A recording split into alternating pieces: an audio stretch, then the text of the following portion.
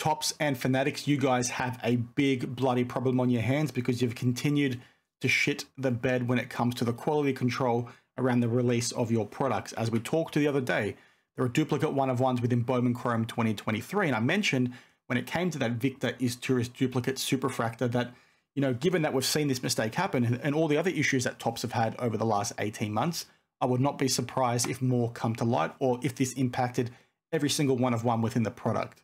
And lo and behold, 3 to 4 days later, we now have confirmation over not 1, not 2, not 3, not 4, but 5 additional superfractor one-of-one duplicates, which is utterly insane.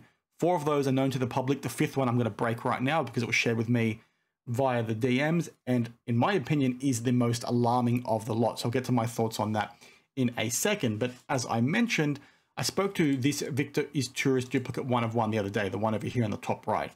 In the following days, many sleuth collectors have put information together and found that there was 3 more. I'll get to the 4th one in a sec. You've got, I believe it's Jose DePaula, Justin Crawford, and Jackson Merrill, all confirmed duplicate one-of-ones or one-of-one superfractors when in fact there's only meant to be 1. And to reiterate again, these are not meant to be photo variations or anything like that. There's only meant to be 1 of these things. So the fact that it's now happened with 5 freaking base cards is insane, with this base card being the 5th. You've got here as broken by Mario Alejandro, which I'll bring on screen right now, the full post. He essentially found that this Jesus Galiz is now also a duplicate one-of-one to add to the list. And again, confirmed to be duplicates based on the positioning of the serial numbers. Again, not a photo variation. It is the same card. And what makes very alarming with this one is that the first one sold for $3 grand on September 23rd. And then 3 days later, the second one sold for only $500. So the person who bought this card is now screwed out of $2.5 grand because they paid for something that they thought was rarer than what it actually was. And that goes to the crux of the problem here, that Topps need to get off their freaking ass and give some commentary to us within the hobby, with, you know, us as customers, because you've got people out there spending this kind of freaking money, right, and getting burned because the thing they bought is not that rare. And it's impacting our breakers as well, because obviously what's going to happen is that this is very mainstream. So the people that are now buying into these breaks are probably not going to buy into the spots as frequently as what they did. Or the people that are hitting these cards that could have been a life-changing amount of money for them, i.e. 10 grand that they could get to take their family on a holiday for hitting one of these cards. And now I'm not going to get that because Topps shit the bed. They've got terrible QC and they don't know what the heck they're doing.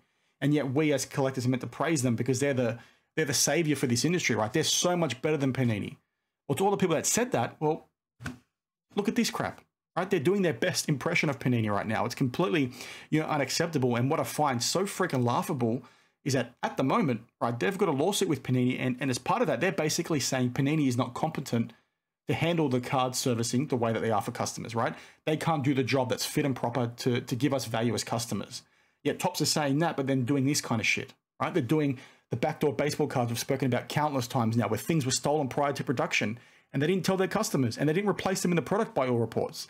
So they're doing all that kind of hanky-panky, all that bullshit, and then saying, you know what, Panini's really bad. It's like, no, you're just as bad as each other, right? These businesses are no different. And the same thing goes with the graders as well. So when people put them on pedestals, it's just dumb, right?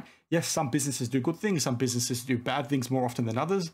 But they're all the freaking same, guys. So just keep that in mind. But as I open with, there's a 6th duplicate here in total that is the most alarming of the lot, in my opinion, because it relates to, you know, autographs as well. This is a Rookie of the Year favorites insert. It is a Adley Rutschman one-of-one auto.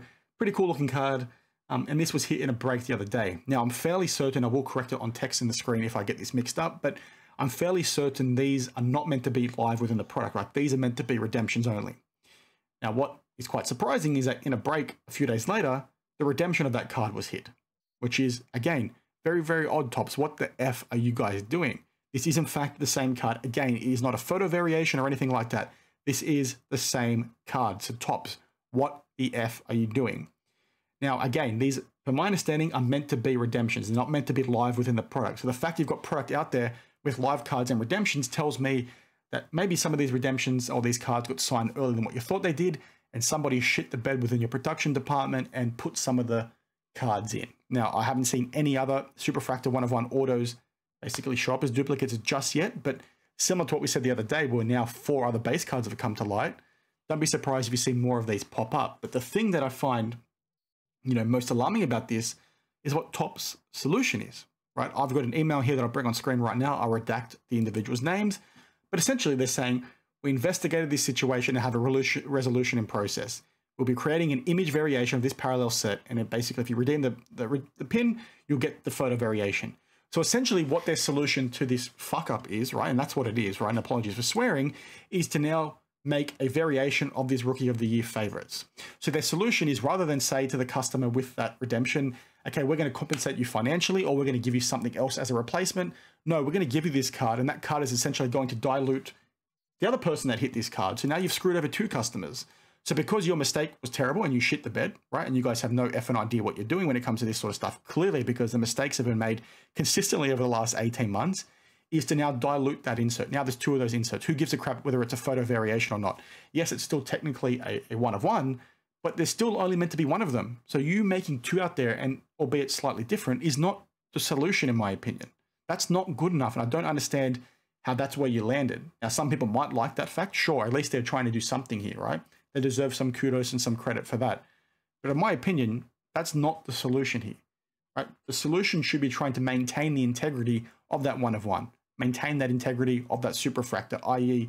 essentially the biggest chase within your product. People want those things because they're freaking cool. It's cool to have a one of one, right? They look cool, they're rare, people like to chase them.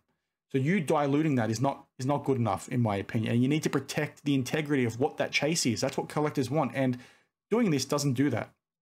So what should they do? Well, I don't really have an answer. I think they should maybe just do some compensation. The person that hit the redemption say, unfortunately, we stuffed up. We're going to give you $5,000, or whatever we think that card is worth. We're going to give you twice that amount of money. Yeah, that sucks for the business. Or maybe there's another approach they can do. But I just don't think diluting it is the way to go, right? You need to maintain the integrity of that one of one. And like I said, that's now 5 base cards, right? We had the 4 that we showed from the Collectibles Guru, and then the 1 from Mario Alejandro. So that's 5. Plus this now is the 6th duplicate one of one that we've seen within this set. And it's alarming to me. It's shocking how they can be making these kinds of mistakes.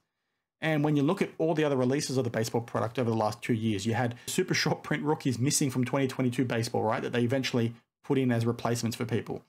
You then had, the missing rookie cards from, I think, 2023 Bowman. You then had the backdoored cards from Bowman 2023 as well. Topps Chrome and Bowman Chrome, I think it was, where you had cards get backdoored. Then 6 months later, the product released. They didn't replace those cards that were stolen.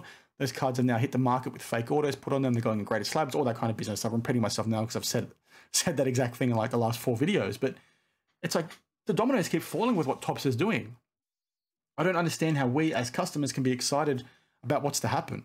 If they're sort of shitting the bed this bad right now, when they really only have baseball under their helm, right?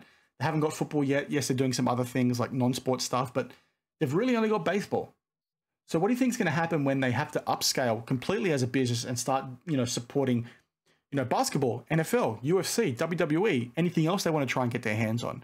Do you really think that things are going to get better for them, right? If the employees that they have there right now can't maintain things correctly, right? They don't have the risk appetite. They don't have, the experience to make sure that shit like this doesn't happen.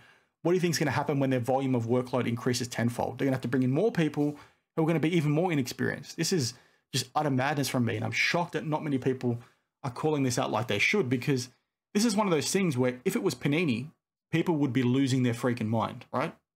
This is not okay. This is completely unacceptable. And I just, again, find it so funny, right? That on one hand, Topps is saying, Panini, you guys suck. You have no idea what you're doing. You're not good for the hobby. You're not giving customers the value they should. You're not giving the process and the industry the respect that it deserves, that you go ahead and do shit like this. Michael Rubin comes out and talks about that Jalen Hurts shirt the other day because a prominent newspaper talks about him and his business. Why aren't you coming out and talking about this shit, mate? Because this is not good enough. Like, be transparent about this kind of bullshit. At the same time, come out and be transparent about those stolen cards that got released, 6 months before the release of your product. You not talking about that should concern the shit out of people within this hobby, right? It should concern you so bad because they're not being transparent. They're hiding this information from you. And that should concern you more than anything else within this hobby over the last few years, because these guys are going to have the monopoly, right? And if they're treating you like this now, what do you think they're going to be treating you like when they have everything and have nothing to lose, right? Those licenses go for 25 years. People have shown they're going to buy and pay for the product like crazy, like they have in the Panini era.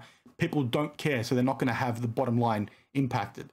So why do you think they're going to start talking then when they make more mistakes, when they have more pressure on them, when they have more work and volume to work through, right? This is, insane to me. So it is what it is. I'm pretty fired up today. Apologies for all the swear words, but you know, off the record, I'd be swearing a lot more if this wasn't a YouTube video. So it is what it is. Let me know your thoughts down in the comments below. More importantly, let me know if you found any other duplicates, because like I said, this is effing ridiculous. They need to do better. And Michael Rubin, you suck, mate. Sort your shit out.